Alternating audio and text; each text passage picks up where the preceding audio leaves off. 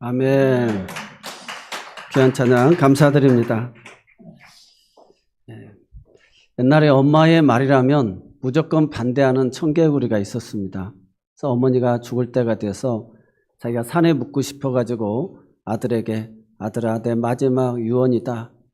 내가 죽거든 나를 냇가에다가 묻어달라고. 그래서 산에 묻히고 싶었는데 이 청개구리가 늦게서 깨닫고, 내가 그동안 어머니 말은 안 들었지만 마지막이라도 어머니가 소원이니까 냇가에다가 묻어줬다는 거죠.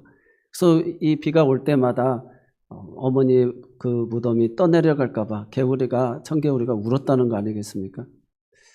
마지막 유언은 이 청개구리도 지키고 싶어서 한 그런 이야기입니다. 오늘 마태복음은 5개의 예수님의 말씀 묶음으로 되어 있습니다. 5장부터 7장까지는 예수님의 가르침이 있는 산상수훈이고요. 예수님의 선교론이 10장에 있습니다. 그리고 천국 비유에 대한 내용이 13장에 나오고 예수님의 교회론 18장에 나옵니다. 그리고 종말론이 24장, 25장이 나오고 오늘 유언장이 나오게 되어지는 것을 보게 되어집니다. 사람이 일생을 살아가면서 이런저런 말을 많이 남깁니다. 평균적으로 사람이 한 해 동안 하는 말을 다 글로 옮겨 적으면 400쪽 분량의 책 132권을 만들 수 있다고 합니다.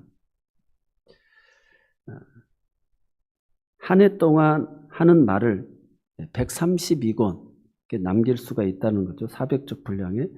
그런데 과연 그 많은 말들 가운데 읽을 거리, 남길 거리가 얼마나 되느냐. 하루하루 하는 말이 읽을 거리가 되도록 살아야 한다는 것이죠. 제가 이번 그 설 연휴 때 그 옥시 부인전이라고 1화에서 16화까지 다 몰아서 봤습니다. 너무 이 뉴스만 보다 보니까 피폐해진 것 같고 영혼이 피폐해지는 것 같아요. 그래서 요즘에 뉴스보다 더 재밌는 게 없어가지고 사람들이 피폐해지잖아요. 이 옥시 부인전을 보고 많은 은혜와 위로를 받았다고 제가 우리 권사님 한번 이렇게 이야기할 기회가 있어 이야기했더니 거기에서 무엇의 은혜가 됐냐고 하니까 갑자기 1화에서 16화까지 다 봤는데 그걸 뭐가 남긴 것이 있냐라고 물어보니까 한 가지 남은 거 정말 그 구덕이라고 하는 노비가 자기 어머니가 아프니까 그 주인이 생매장을 시켜서 버립니다.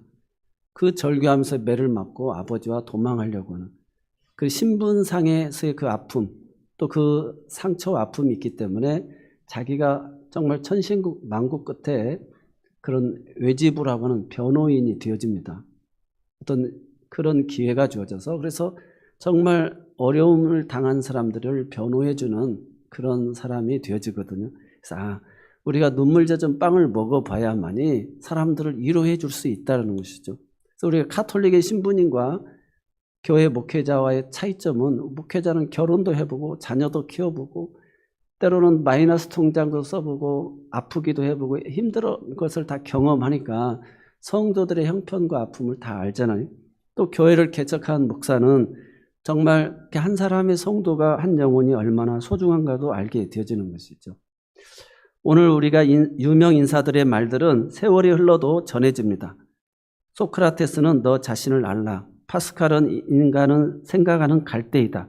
히포크라테스는 인생은 유한하고 배우고 익혀야 할 의학 지식은 많다라고 했습니다. 그것이 나중에 제자들에 의해서 잘못 전해져서 인생은 짧고 예술은 길다로 오역되어지기도 했습니다. 사람이 세상을 떠날 때는 마지막 말은 너무도 중요한 것이죠. 석가모니는 생자 필경, 살아있는 자는 반드시 죽는다는 말을 남겼고 불교의 성철 스님은 산은 산이고 물은 물이다라고 하는 말을 남겼습니다. 우리가 존경하는 요한에슬레 목사님은 내게 최고의 것은 하나님이 나와 함께 하신다라고 하는 말을 남겼습니다. 이처럼 이들의 말은 유언이기 때문에 중요한 의미를 가졌습니다. 그래서 오늘 본문에 예수님도 마태복음 마지막 그 말씀집에 치유의 명령, 마지막 유언을 남깁니다. 예수께서 나와 말씀하여 이르시되 하늘과 땅의 모든 권세를 내게 주셨으니 그러므로 너희는 가서 모든 민족을 제자로 삼아 아버지와 아들과 성령의 이름으로 세례를 베풀고 내가 너에게 분부한 모든 것을 가르쳐 지키게 하라. 볼지어다 내가 세상 끝날까지 너희와 항상 함께 있으리라 하시니라. 우리에게 매우 중요한 의미를 갖는 예수님의 유언을 살펴보면 첫 번째로는 제자를 삼으라는 것입니다. 주 동사가 한 개인데 제자를 삼으라. 예수님의 유언을 한마디로 하면 제자 삼으라, 모든 민족을 제자 삼으라입니다. 마가복음 3장 13절로 19절에 보면 예수님은 또 산에 오르사라고 이야기하고 있습니다. 예수님의 일생은 산에 오르셔서 기도하는 일생이었습니다. 그런데 무슨 기도를 드렸느냐? 예수님이 제자를 부르는 일을 하셨다는 거예요. 내가 원하는 대로, 내가 필요로 한 제자를 부르셨다는 것입니다. 그래서 오늘 우리가 내가 제자가 되고 싶어서 제자가 되는 것이 아니라 주님이 산에 오르셔서 밤이 새도록 기도하셔서 12 제자를 선택하셨다는 것입니다. 그래서 예수님은 12명을 그래서 그렇게 기도하시고 제자를 삼았다. 그래서 반대로 이야기하면 제자는 아무나 되는 것이 아니라 주님이 그렇게 밤이 새도록 기도해서 주가 필요로 하는 사람을 제자로 세우셨다는 것입니다. 그래서 이 제자라고 하는 말에는 4가지 의미가 있는데 배우는 자, 훈련받는 자, 따르는 자, 또 닮아가는 자. 그래서 스승을 닮아야 합니다. 그래서 예수님의 인격과 예수님의 성품을 닮아야 한다는 뜻이죠. 예수님이 세우신 제자들에게는 그래서 사명이 있었는데 마가복음 3장 14절에 보니까 제자들을 세우신 이유에 대해서 내가 너희와 함께 있으려고 세웠다라고 이야기합니다. 그래서 스승이 제자들과 함께 한다는 거예요. 함께 있으면서 나를 닮으라는 내용이죠. 그래서 전도하게 하시고 귀신을 쫓는 권능도 주시고 동행하는 삶을 사시면서 마지막 유언으로 내가 했던 것처럼 너희도 제자 삼으라.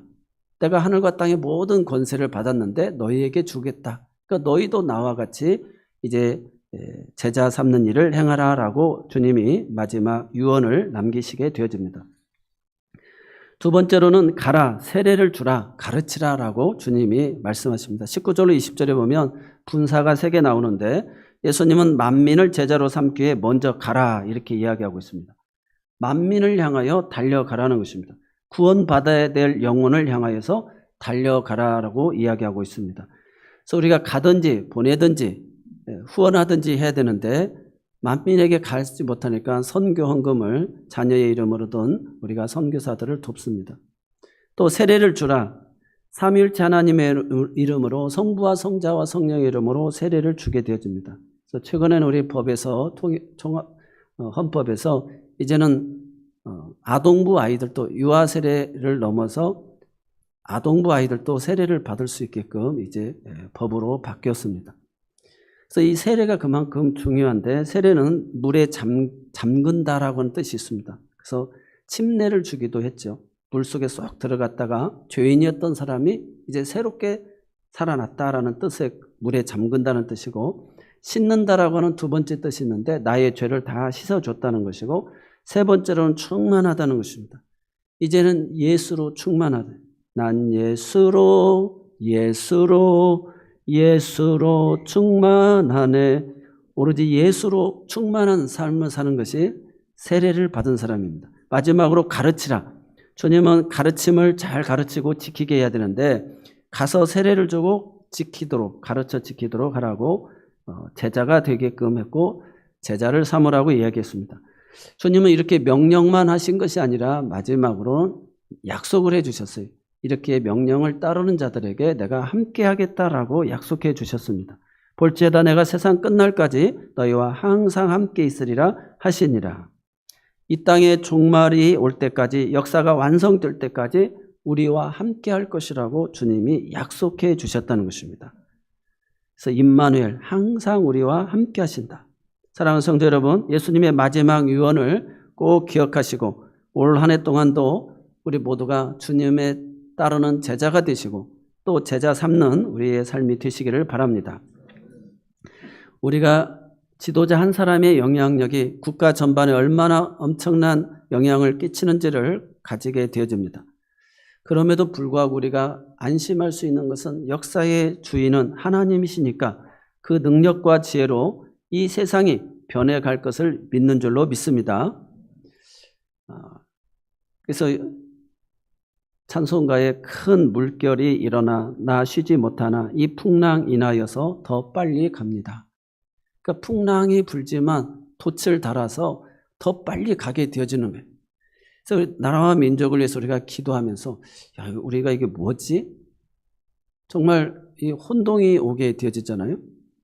그래서 이 민주주의가 뭐지? 그래서 한번 띄워봐 주실래요? 내가 이렇게 챗GPT한테 물어봤어요.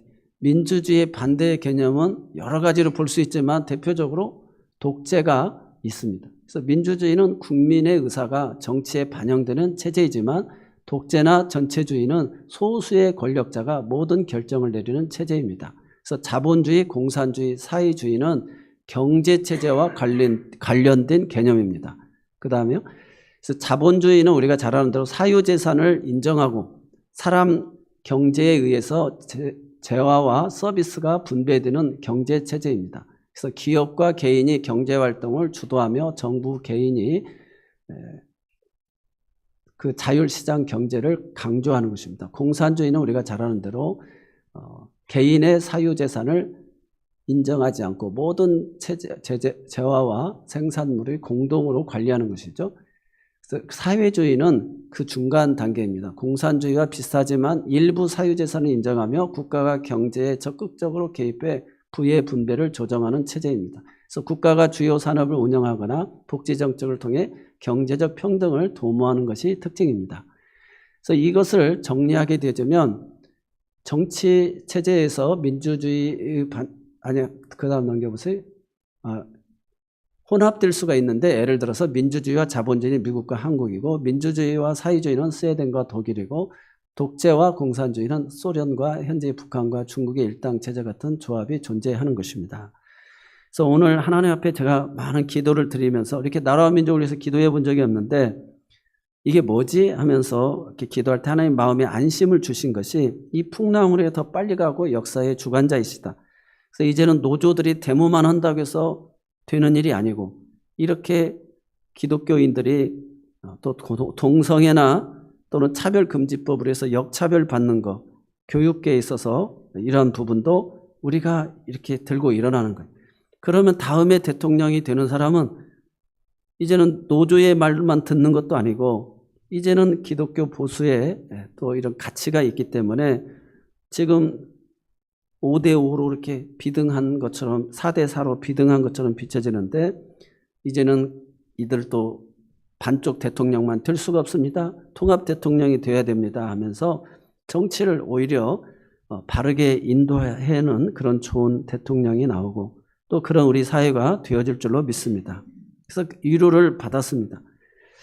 그래서 이 풍랑으로 인하여 더 빨리 가게 되는 복된 나라가 되어지고 저 남북 북한도 평화통일이 이루어져서 자유 대한민국이 되어져서 정말 함께 하나님을 예배하는 그런 날이 하루속히 올 수 있기를 바랍니다. 사도 바울은 그러므로 살아도 주를 위하여 살고 죽어도 주를 위하여 죽나니 우리가 사나 죽으나 주의 것이다라고 그랬습니다. 그래서 하나님의 영광을 위해서 우리가 살아야 됩니다.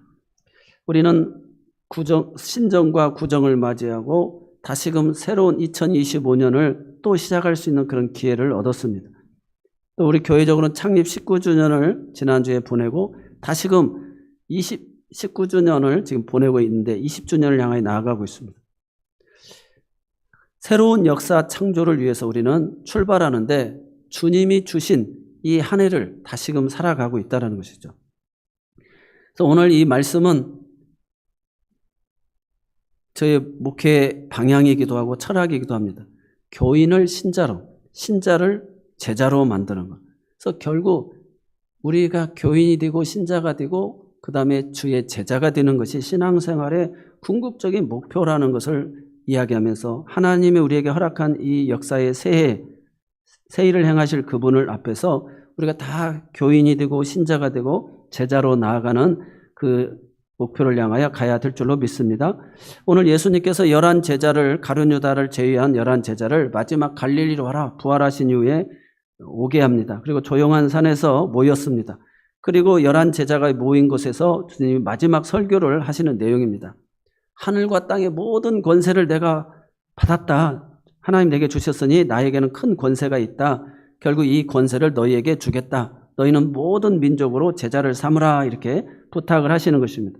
그래서 2000년이 지난 지금까지도 그 제자들이 또 제자를 낳고 또 제자를 낳고 오늘 저와 여러분도 그리스도의 제자가 되어진 줄로 믿습니다. 그래서 신앙생활의 마지막 단계는 제자가 되는 것임을 믿으시기 바랍니다.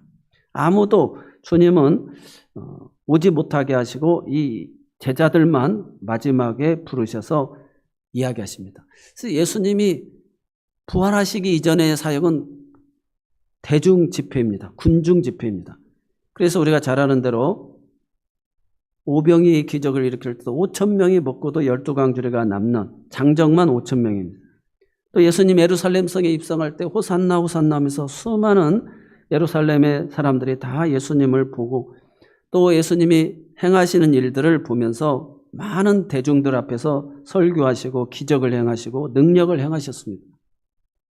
그런데 주님이 부활하신 이후에는 이렇게 12제자 중에서 11제자만 부르시고 이야기하시는 것입니다. 그래서 놀랍지 않습니까? 마태복음 27장 62절로 64절에 보면 대제사장과 바리새인들이 빌라도에게 찾아갑니다. 이 수괴가 살아생전에 자기가 부활할 거라는 말을 했습니다.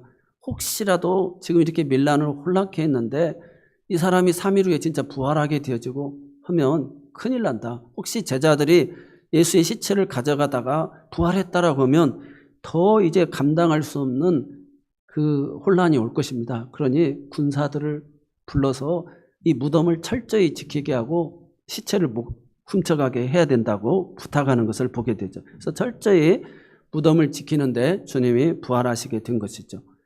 그래서 정말 어찌 보면 이들이 우려했던 것처럼 내가 이렇게 부활했다.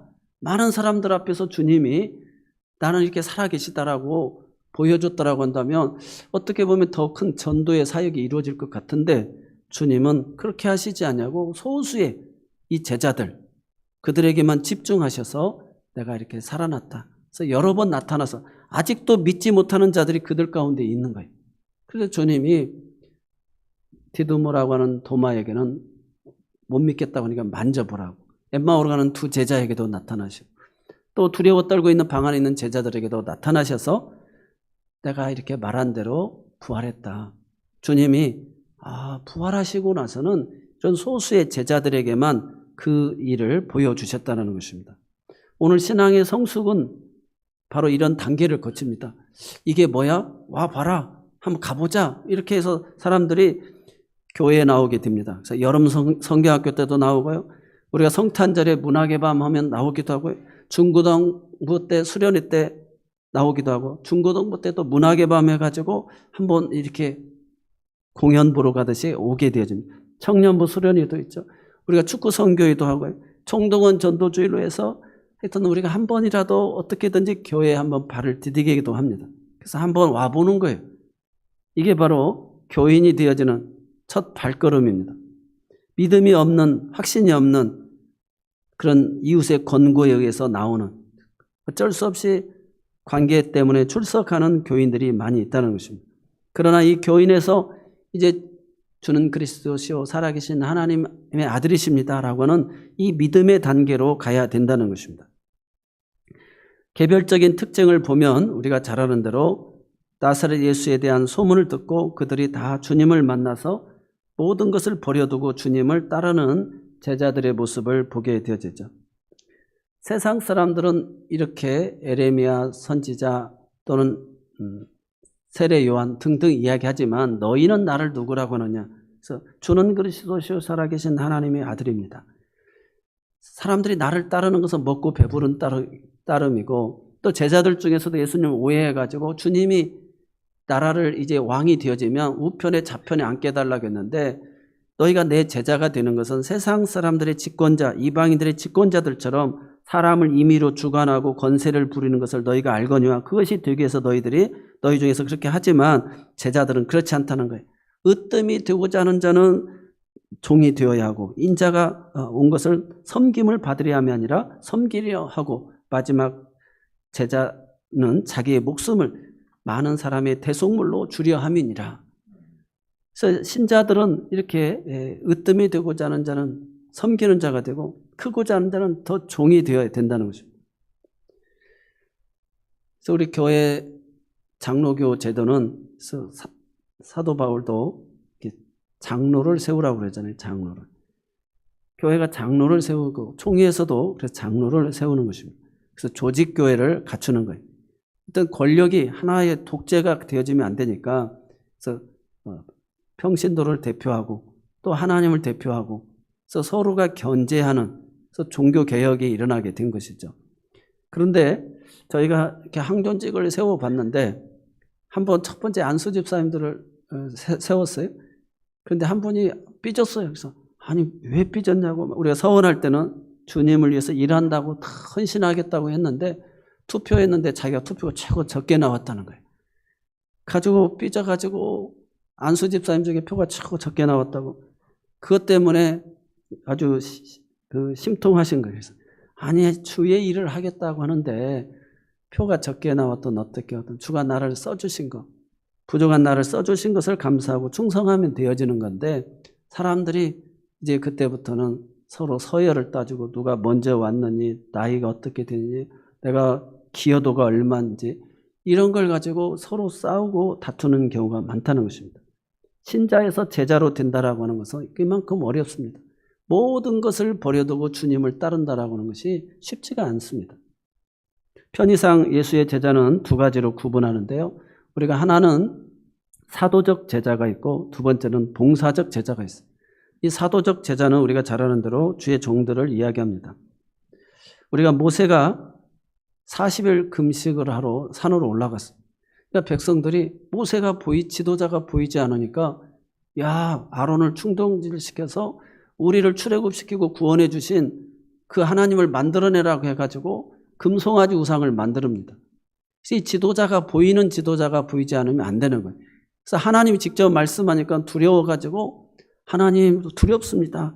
하나님이 세운 모세를 통해서 대신 말씀해 주세요라고 이야기해가지고 모세를 세웠거든요. 그래서 모세가 보이지 않으니까 사람들이 막 두려워하고 이게 금송아지를 만들어서 저분이 우리 신이다라고 사람들은 그런 보이는 하나님을 만들고 싶어하는 거예요.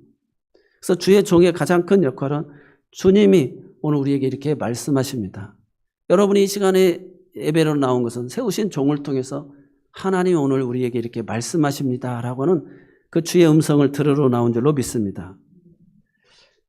두 번째로 우리가 봉사적 제자가 있어요. 봉사적 제자는 예수님과 더불어서 12제자가 3년 반 동안을 사역을 하는데 얼마나 많은 수고와 봉사가 따릅니까? 그래서 먹을 거, 입을 거, 많은 뒷바라지 해야 될 일이 많죠. 그래서 매일 식사도 하고 잠자리도 하고 빨래도 해야 될 것입니다. 그래서 나선 사람들이 봉사적 제자들인데 막달라 마리아, 마르다, 베다니 마리아, 살로메, 구사의 아내, 요한나, 수산나, 헤롯의 청지기 살로메, 갈릴리의 여인들.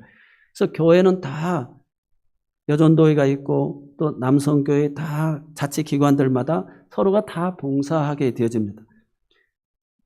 주님의 3년 반 동안의 사역은 아주 아름답고 훌륭하게 마무리되었는데 그것은 바로 이런 봉사적 제자들의 역할이 있었기 때문에 그렇습니다.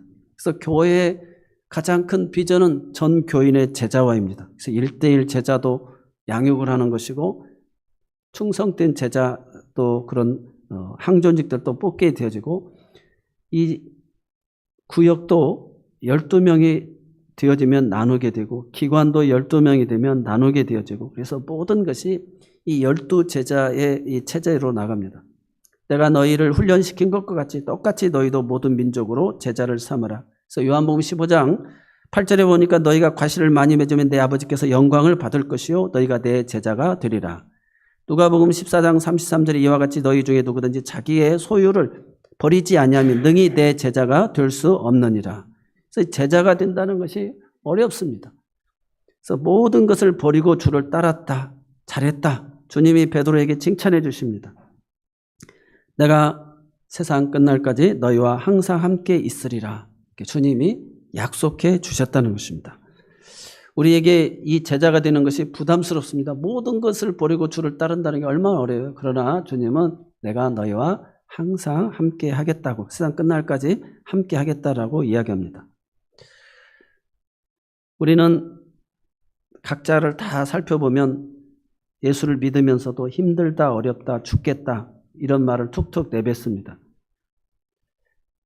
전적으로 믿음으로 인하여 나온 말이 아닙니다. 우리가 북한에 있는 성도들을 생각해보고 중국에서 핍박받고 있는 성도들을 생각해보고 일본에 있는 그 작은 교회를 섬기고 있는 소수의 사람들, 또 초대교회 그때의 사도들과 성도들, 또 한국교회 초창교 선교사님들을 생각한다면 우리가 믿었던 믿음의 선배들, 그분들은 뭐라고 이야기하겠습니까? 허다한 증인들이 지금 우리를 다 응원하고 바라보고 있다는 것입니다. 그때보다 우리가 더 어렵다라고 이야기하겠습니까? 다 이것은 믿음의 문제라는 것입니다. 그래서 주님이 우리와 함께하고 계시는데, 세상 끝날까지 우리와 함께하고 계시다라고 하셨는데, 그래서 가서 모든 민족으로 제자를 삼고 성부와 성자와 성령 이름 세례를 주고 분부한 모든 것을 가르쳐 지키게 하라고 한 이 위대한 주님의 명령, 그 명령만 하신 것이 아니라 약속해 주신 주님, 그 주님을 생각하면서 오늘 이 지역에서 또 오늘 시대에 우리가 감당해야 될 그 사명을 잘 감당해 나가는 주님의 제자된 우리 새로운 교회 공동체가 되어줄 수 있기를 바랍니다. 오순절 마가의 다락방이 성령이 임하고 교회가 탄생이 되어진 것처럼 성령이 오늘 또 여러분을 부르셔서 주님의 교회 지체의 한 공동체를 이루게 하여 주신 줄로 믿습니다.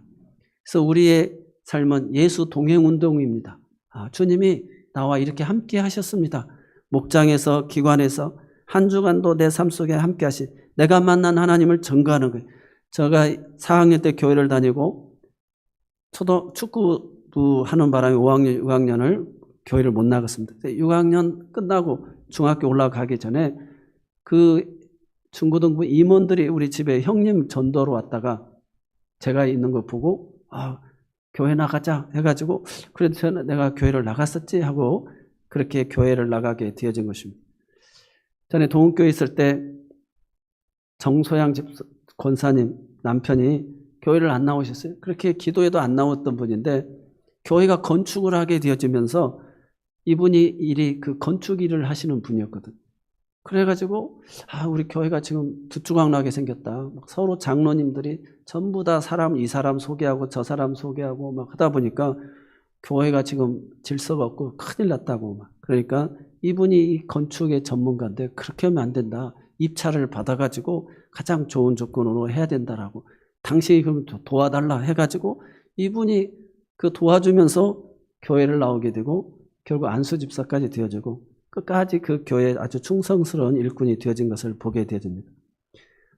다 우리가 교회가 나오게 되는 것은 정말 놀라운 일인데, 그 유기성 목사님의 간증을 들어보니까 자기 그 할아버지죠, 증조 할아버지인데 그때 할머니가 그냥 선교사들이 와가지고 그 선교사들을 이렇게 믿고 이렇게 예수를 영접했다는 거예요. 그래서 자기 집에서 예배를 드리는데 선교사님들이 이렇게 많이 전도로 다니잖아요. 근데 그 책을 읽어줄 사람이 없어가지고 자기 그 아들이 조사가 되어가지고 그걸 대신 읽어주고 없는 때 예배를 이렇게 드려주고 이렇게 했다는 거예요. 그러다가 그분이 예수를 믿고 목사가 되고 또 그 아들이 목사가 되고 그 아들이 또 목사가 되고 그래서 또 자기가 목사가 되어졌다는 거예요. 근데 그때 일제시대 때인가요? 뭐 어려운 일이 있었는데 그 성경책을 이렇게 어디 집안에다 묻어놨다는 거예요. 묻어놨다. 근데 그걸 나중에 아들이 그걸 발견하고 성경을 읽다가 그 예수를 만나게 되어지는 그런 이야기가 있어요. 그래서 정말 우리가 예수의 제자가 되어지는 것은 주님이 그렇게 기도하여서 선택하는 것이고 우리가 믿게 되어지는 그 과정은 정말 생각지 못한 방법으로 이렇게 예수를 믿게 되어지는 경우들이 많이 있다는 것입니다. 그래서 고린도후서 13장 5절에 보니까 사도 바울이 너희는 믿음이 있는가? 너희 자신을 시험하고 너희 자신을 확증하라 이렇게 이야기합니다. 예수께서 너희 안에 계신 줄을 너희가 스스로 알지 못하느냐? 그렇지 않으면 너희가 버림받은 자니라. 오늘 우리 안에 믿음 있는지 확증하라는 거예요. 주님이 우리와 함께하고 계신다는 것입니다. 그래서 네가 어떻게 예수를 믿었느냐? 내가 오늘 이 자리에 왜 있느냐? 정말 주님이 나를 택하셨고 나와 함께 하시기 때문에 내 삶 속에서 이렇게 주님이 나를 인도하고 있음을 믿으시기 바랍니다. 그래서 오늘 우리 모두가 내가 나와 함께 하시고 동행하시는 예수를 증거하면서 대중적인 설교를 하면 얼마나 좋겠어요? 수많은 사람들이 영향을 미치면 얼마나 좋겠어요? 그래서 사람들이 대중 집회만 가면 사람들이 변해버리는 것 같아요. 착각하는 것 같습니다. 그래서 오늘 주님은 부활하신 이후에 11 제자만을 부른 거예요. 이렇게 여러분의 남편이 될 수도 있고 아내가 될 수도 있고 또 이렇게 내 삶에 영향을 미칠 수 있는 내 자녀일 수도 있고 또 내 자녀의 자녀가 목사가 돼서 더 크게 하나님 쓰임받을 수도 있고 복음 전도자가 될 수도 있는 것이죠. 그래서 우리가 이런 사실을 기억하면서 주님이 내 안에 계시구나 이런 확증을 가지시고 정말 버림받지 않는 자, 주님이 나를 책임져 주시는구나 하는 그 믿음을 꼭 가지시기를 바랍니다. 기도하겠습니다. 사랑의 하나님 감사합니다. 오늘 하나님께서 세우신 종을 통해서 말씀하시는데 그 말씀 속에 우리를 향한 주님의 음성이 있는 줄로 믿습니다. 그 음성을 붙들고 오늘 또 나와 함께 하시고 나를 사랑하시고 나를 인도하시는 그 주님을 경험하며 그리스도의 참된 제자가 되고 또 많은 사람을 제자 삼는 일에 우리가 쓰임받는 귀한 일꾼들이 다 되게 하여 주옵소서. 예수님의 이름으로 이 모든 거 감사하며 기도드리옵나이다. 아멘. 우리 다 같이 찬송가